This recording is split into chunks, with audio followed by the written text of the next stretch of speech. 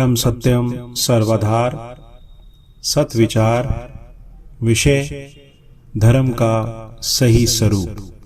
महाराज ने कहा धर्म का रूप न जीव कोई, न मजहब और पंथ, मंगत यतन कर मुक्ति का, सो धर्म करवाते ग्रंथपाल सार गर्भित दोहा। जिस यतन से तो अपने वापस घर को लौट जाए, परमात्मा के पास चला जाए, वो रास्ता जो है धर्म का स्वरूप। अब देखिए महाराज क्या कहते हैं, तमाम पंथ भेद और मजहब का झगड़ा ज्ञान में है, वास्तव में मजहब का कोई स्वरूप नहीं है। केवल समता आनंद एक निर्मल धर्म है। जीव शरीर की कैद में आकर पंथ में मजहब का अभिमानी हो जाता है। वास्तव में जीव का कोई मजहब नहीं है। जीव को बंधन से रोकने कल्पना का है। कल्पना ही को माया भ्रम कहते हैं। निर्बंध अवस्था असली खुशी और आनंद है, उसी तत्व को समता कहते हैं। हर हालत में पूर्ण तमाम संसार का वही जगह बरकत है। जीव की आनंदमय हालत भी वही है और सत्पुरुषों की सार प्राप्ति भी यही अवस्था है। और वो कैसे प्राप्त हो, धर्म का स्वरूप बताते हैं। हर वक्त कर्म गति का विचार करना चाहिए। अब देखिए एक ही सेंटेंस में कह दिया, जीव के कल्याण करने वाला उसका अपना कर्म है। दूसरे महापुरुष वगैरह उसे ईश्वरी कानून से छुड़ा नहीं सकते। जो इस सहारे पर खड़ा है, हम खुद नेक न बने, पुत्र वगैरह जो कोई पंडित निजात दिलाएगा तो मैं मूर्ख है। अपनी करनी से कल्याण है, अपनी करनी बंधन रूप है, ये मसला कर्म है। अगर दूसरा कोई गति दे सकता होता तो जिंदगी में नेक कर्म करने की कोई जरूरत न थी। श्री कृष्ण को कर्म योग के समझाने की अर्जुन को जरूरत न पड़ती। तमाम सत्पुरुषों का सिद्धांत है, जीव को अपनी करनी से सुख होता है, कर्म फल को कोई मिटा नहीं सकता। यही मसला अवगन है। अपनी करनी करके असली की पहचान करो, अपने सद्बुजुर्गों की हिदायत के मुताबिक वो धर्म के रास्ते पर चलने के लिए कहते हैं। महाराज ने धर्म का स्वरूप क्या कहा, हर वक्त कर्म गति का विचार करना चाहिए, जिसका अभी जिक्र हुआ है। पाप कर्मों से मन को रोकना चाहिए। सत्संग द्वारा अपने जीवन को धर्म परायण बनाना चाहिए, क्योंकि सत्संग प्रथम उन्नति का साधन है। तीन चीजें इसको खराब कर रही हैं, एक तो भ्रम, एक अज्ञान, एक अविवेक। गलत और सही की तमीज न होनी, ये अविवेक है। अज्ञान क्या है, मैं और मेरा, तेरा तो कुछ भी नहीं है। और भ्रम क्या पड़ा हुआ है, ये संसार, ये शरीर, ये भोग सत्य, इसमें सुख ढूंढ रहा है। सारी उम्र बीत जाती है। जब चारपाई पे पड़ा होता है, प्राण कला टूटने लगती है, भरा बगीचा छोड़ता है, आंखों से आंसू निकल रहे हैं, बोल नहीं सकता। फिर सोचता है, ओहो मैंने बड़ी भारी गलती की, पर अब पछताए क्या हो जब चिड़िया चुप गई खेत। निस्वार्थ को त्याग कर ईश्वर की भावी में निश्चित होना चाहिए। हर घड़ी हर नमाज माल के कुल की याद करनी चाहिए। ये बात बार बार आ रही है, यहां भी बार बार आई है। ये चीज हम भूल जाते हैं, हमारे जीवन से गायब हो गई।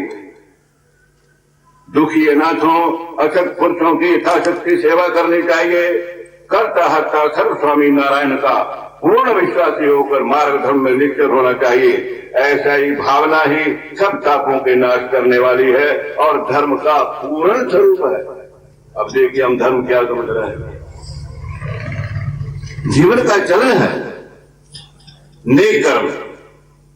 फिर ईश्वर सिमरन के बारे में महाराज एक शब्द कह रहे हैं, बड़ा जोरदार शब्द है, समता विलास में 101 नंबर वचन। अगर और ज्यादा जब तक नहीं हो सकता संसारी आदमियों से, तो सुबह और शाम दोनों वक्त दृढ़ नियम करके ईश्वर का स्मरण करना लाजमी है। लाजमी शब्द कहा, इसी से सब सिद्धि है। मन बड़ा विकराल है, आहिस्ता आहिस्ता को पकड़ कर ईश्वर के स्मरण में लगाना चाहिए। हर एक आदमी के वास्ते लाजमी है, संसार के हर एक आदमी के लिए करे लाजमी है कि मालिक की याद करे। ईश्वर की याद से सब भ्रम जाल का अभाव हो जाता है। ये जो भ्रम पड़ा हुआ है, शरीर सत्य भोग सत्य अभाव हो जाता है और अंतःकरण विषय प्रकाश प्रकट होता है। गीता का 8वां अध्याय उठा करके देखें, उसमें भगवान कह रहे हे अर्जुन, जो अंत समय में मेरे नाम का यानी आत्मा की ओर से बोल रहे हैं, मेरे नाम का स्मरण करता हुआ प्राणों का त्याग करता है, मैं उसको अपने धाम में ले जाता है। अर्जुन ने कहा प्रभु बड़ी अच्छी बात है, सारी उम्र मौज करें, अंत में तुम्हारा नाम जप लेंगे। तो नहीं, भगवान कहते जो सारी उम्र करोगे वही चीज अंत में याद आएगी। इसलिए महाराज की वाणी में एक शब्द है, रेम अनंत की गुरु तियारी, नाम साहिब का फल नहीं लेना, चढ़ जाना महल अटारी। उसको भूले हुए, उसी से तुम्हें परमात्मा की प्राप्ति वो अंदर में है, और उसके जानने से तुम्हारी सारी जलन और सारे दुख नाश हो जाएंगे। सारे ग्रंथ मतलब किसी बात की दुहाई दे रहा और आपस में हम लड़ रहे हैं। मामला तो सिर्फ एक ही है कि जीव इस संसार में चक्कर काट रहा है, किसी प्रकार से हम उस अपने घर को लौट जाए। शरीर का विज्ञान, जीवन का विज्ञान समझना है, वो क्या है? एक ही दुख है सबको, यही जन्म और मरण का। इससे कैसे छुटकारा? एक ही दुआई है, उस मालक की याद करो कि सदगुरु से प्राप्त करके रास्ता पूछो। तो ये बात उन्होंने कही। फिर सुने, अगर और ज्यादा जब तक नहीं हो सकता संसारी आदमियों से, सुबह व शाम दोनों वक्त फिर निश्चय करके ईश्वर का स्मरण करना लाजमी है। इसी से सब सिद्धि है। मन बड़ा विकराल है, आहिस्ता आहिस्ता इसको पकड़ कर ईश्वर के समन में लगाना चाहिए। हर एक आदमी के वास्ते लाजमी है अपने मालिक की याद करे। ईश्वर की याद से सब भ्रम जाल भाव हो जाता है, अंतःकरण से प्रकाश प्रकट होता है, वही परमात्मा का अंग है। हमने ईश्वर को कुछ और समझा कि इंसान के रूप में होगा, वो आकार रहित है, कंठ फोर्स है। ईश्वर शांत रूप है, जीव अशांत है। हमें शांति की रूप में ईश्वर को पाना होगा। संसार दुख रूप है, हम संसार को प्राप्त करने की कोशिश कर रहे हैं, और ये सारा अधर्म है। बजाय अशांति के और कुछ प्राप्त नहीं होता। चाहते तो शांति, पर रास्ता हमारा उल्टे, सोच उल्टे, कर्म उल्टे, तो हमें कैसे शांति प्राप्त होगी? दिल्ली का रास्ता में पड़े, दूसरी सड़क हम पकड़ रहे, दिल्ली कैसे पहुंचेंगे? सब सत्पुरुषों की एक ही बात है। इसीलिए कहा पहले अपने जीवन के बारे में सोचो, ये शरीर है क्या? शरीर का विज्ञान समझो। ये जीव परमात्मा का अंश है, अहंकार के कारण उससे जुड़ा हुआ। अहंकार के बाद इसके अंदर निश्चय शक्ति प्रकट हुई, बुद्धि, फिर मन शक्ति प्रकट हुई, मन कहा जिसको, फिर 5 तत्व प्रकट हुए, 8 प्रकृति का ढांचा तुम्हारा है। अब इसका आगे विश्लेषण करते हैं। अहंकार से वासना का जन्म हुआ। वासना 3 प्रकार की है, सतोगुणी, रजोगुणी, तमोगुणी। जब सतोगुणी वासना में प्राण त्याग करता है तो मनुष्य शरीर में चला जाता है। जब रजोगुणी वासना में प्राण त्याग करता है पशु पंछी की योनि में चला जाता है। तमोगुणी वासना में ये अदम जूनियों को प्राप्त होता है। ये विज्ञान है, सृष्टि का चक्र है, महापुरुषों ने खोजा है। फिर कहा ये 5 तत्व से 5 विकार उत्पन्न हुए, काम, क्रोध, लोभ, मोह, अहंकार। पृथ्वी से मोह, आकाश से अहंकार, जल से काम, वायु से लोभ। ये 5 विकार तेरे दिन रात को उसके अंदर चक्कर में पड़ा हुआ, तेरी नगरी को लूट रहे हैं। तू बाहर की रखवाली कर रहा, 5 जोर बसे भीतर तेरी दिन रात नगरी को लूट रहे हैं, तेरा हनन कर रहे हैं। भगवान कृष्ण क्या कहते हैं? काम, क्रोध, लोभ जो है ये नरक के द्वार है। कबीर ने क्या, काम, क्रोध और लोभ की जब लग घट में कान, क्या पंडित क्या मूर्खा, दोनों एक समान। हम इसका इलाज करें, इस रोग का इलाज करें, यही बात है। जीवन इसीलिए मिला। रोग दिन दिन बढ़ रहा, बाहर के रखवाले, जो कुछ को बना रहा है बाहर, ये सब लुट के रहेगा। तेरा अंदर से कुछ बन गया तो का बात बन जाएगी, नहीं तो तू खाली हाथ चला जाएगा। इसीलिए और आगे महापुरुषों ने बड़ा खोल करके समझाया। अब एक महाराज का थोड़ा सा प्रवचन है, उसमें और सारी बात की जितना भी इतिहास आपने सुना है उसमें समझा रहे हैं। रब के मानने वाले वह हैं जिन्होंने संसार की नाशवान हालत का विचार किया और सोचा कि संसारी सुख खत्म हो जाएंगे। उन्होंने सोचा मन को ऐसी जगह लगाया जावे जहां सच्चा सुख हासिल हो। तमाम सत्पुरुषों की बात कह रहे हैं वो शारीरिक सुख की खातिर ईश्वर को नहीं मानते, बल्कि मन की शांति खातिर उसका सेवन करते हैं। उनकी भक्ति अटूट होती है, वह रब से व्यवहार नहीं करते, सुख और दुख में ईश्वर की याद करते हैं। वह दिखलावे की खातिर ईश्वर को याद नहीं करते। बल्कि वे इरादे को पुख्ता करने की खातिर रब को याद करते हैं। वे चाहते हैं उनकी जिंदगी जनता की बेहतरी के लिए सरको। ऐसे पुरुष ईश्वर महिमा को जानने वाले हैं। लोक सेवा का भाव उनके अंदर पैदा होता है। दूसरों का दुख वे अपना दुख जानते हैं। वे निष्काम सेवा करते हैं। वे ईश्वरवादी पुरुष हैं। जनता की सेवा उनका असूल है। जिस पुरुष में जनता का प्रेम और सेवा हो वह ईश्वर को मानने वाला है। इतनी बड़ी बात है। आज हम क्या कर रहे हैं? भगवान कृष्ण कह रहे हैं अर्जुन को 16वें अध्याय में, अर्जुन जो किसी को दुख पहुंचाता है, कष्ट देता है, वो मुझको प्राप्त होता है। क्यों? मैं अंतर्यामी सबके हृदय में बैठा हुआ। जिस वक्त भक्त प्रहलाद को नरसिंह अवतार प्रकट हुए, हिरण्यकशिपु का वध हो गया, भक्त प्रहलाद हाथ जोड़ के खड़े हुए, स्तुति कर रहे हैं। भगवान कहते प्रहलाद तुमसे बहुत प्रसन्न है, कुछ मांगो। तो देखिए क्या कहता श्रीमद् भागवत आप पढ़ते हैं, उसमें क्या कहता प्रहलाद, प्रभु उनको दुख मत देना जिन्होंने मुझे कष्ट पहुंचाया। तो भगवान कहते तू क्या मांग रहा है? कहते प्रभु सब में आप बैठे हुए हो, आपको दुख पहुंचेंगे। तालीम तो यही है। बड़े मंदिरों में घंटी खड़का रहे हैं, बड़े सीधे कर रहे हैं, वो तो तेरे अंदर बैठा हुआ तेरी हर हरकत को जानता। चींटी के पैर की आवाज भी वो सुनता है। गुरुओं ने जो रास्ता बताया वह खुद उस रास्ते पर चलकर कामयाबी हासिल करके जनता को रास्ता दिखलाया। उन्होंने बताया ईश्वर को वह समझ सकता है जिसके अंदर खल्कत यानी जीव जगत का प्रेम है। हर एक जीव चाहता है मुझको दुख न मिले, इसलिए उन्होंने बताया अगर तू सुख चाहता है तो सिर्फ जीवों को सुख देने वाला बन, अपना सुख दूसरों में तकसीम कर, तुझे खुद को सुख मिलेगा।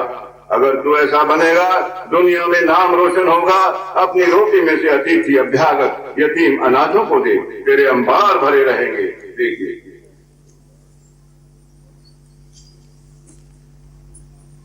इसीलिए मार ने बानी में कहा निज दिनो देवे अन्न जो दुखी दीन अनाथ, अगट लक्ष्मी प्रगट होवे कबू न छोड़े साथ। देखे देख परमात्मा बेईमान नहीं है। किसान दाने खेत में डालकर चौवन उसको वापस लौट जाते हैं, प्रकृति का नियम है। अपनी रोटी में से अतिथि अभ्यागत यतीम अनाथों को दे, तेरे अंबार भरे रहेंगे। तुम्हारा भला दूसरों के भले में है। ऐ मानुष तेरी कल्याण दूसरों की कल्याण में है। अगर तू दूसरे की नाश का यत्न करेगा तेरा अपना नाश होगा। आत्मा जैसे तुम में प्रकाश कर रहा है वैसे दूसरे में भी प्रकाश कर रहा है। अगर तू दूसरे से दुश्मनी करेगा अपने से दुश्मनी करेगा। लेकिन ये ऊंची तालीम है, इसकी समझ मुश्किल है। कुलक्षण रूप बुद्धि दूसरों के दोष तलाश करके अपने अंदर दोष भर लेती है। अपने अंदर बेएतबारी अविश्वास है, इसलिए दूसरों को बेएतबार समझता है। नेक स्वभाव, फरमाबरदारी, आज्ञा पालन, सेवा, सत्य वगैरह धर्म के रूप हैं। कानून कुदरत के मुताबिक चलने वाले लोग कामयाब होते हैं। मंदिर वगैरह संगत के इकट्ठा होने के वास्ते बनाए गए हैं ताकि वहां जाकर नेक अमल सीखें। बुद्धिमान पुरुषों के दिल में कभी नहीं आया कि ये मेरा है या पराया है। तंग दिल कमीना लोगों की क्या जिंदगी है। जिस तरह तू अपने सुख को चाहता है उसी तरह दूसरों के सुखों को समझ। लोक सेवा की तालीम कृष्ण ने गीता में दी है, मगर वह गायब हो गई। जिस वक्त राजसू युग हुआ ड्यूटी लगाने लगे। भगवान कृष्ण कहते भाई ड्यूटी लगाते तो मेरी ड्यूटी एक लगाओ, संगत की झूठी पतले मैं उठाऊंगा। जितने भी संत आएंगे उनके चरणों को मैं धोऊंगा। संगत चरण कृष्ण डोलाए। महाराज के जीवन का घटना है, किसी ने उनको लोई लाकर दी। लोई बड़ी नई थी। जब उनको उड़ाई तो उन्होंने कहा भाई जल्दी उतारो। वो लोग समझे शायद थोड़ी है, चुभ रही हो, पर नहीं। महापुरुष ने कहा संगत आने वाली है, दरी पर इसको बिछा दिया जाए। जब संगत के चरण इस पर पड़ेंगे पवित्र हो जाएगी। बुद्धिमान पुरुषों के दिल में कभी नहीं आया मेरा है पराया है। तंग दिल कमीना लोगों की क्या जिंदगी है। जिस तरह तू अपने सुख को चाहता है उसी तरह दूसरों की सेवा समझ। लोक सेवा की तालीम कृष्ण ने गीता में दी है, मगर वह गायब हो गई। यतीम अनाथ अंधे ढूंढे लंगड़े जीवों की सेवा का किसी को ख्याल नहीं, सिर्फ गौ ब्राह्मण की सेवा का जिक्र आता है। पुरातन तालीम गुरूब हो गई, लुप्त हो गई, इसलिए भारत का पतन आया।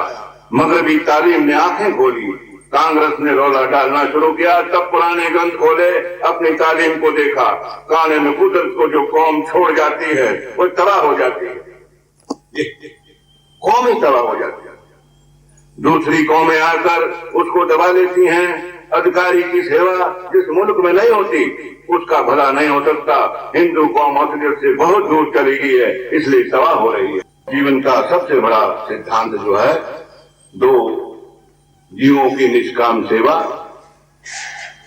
और ईश्वर का सिमरन, ये दो बातें जरूर याद कर।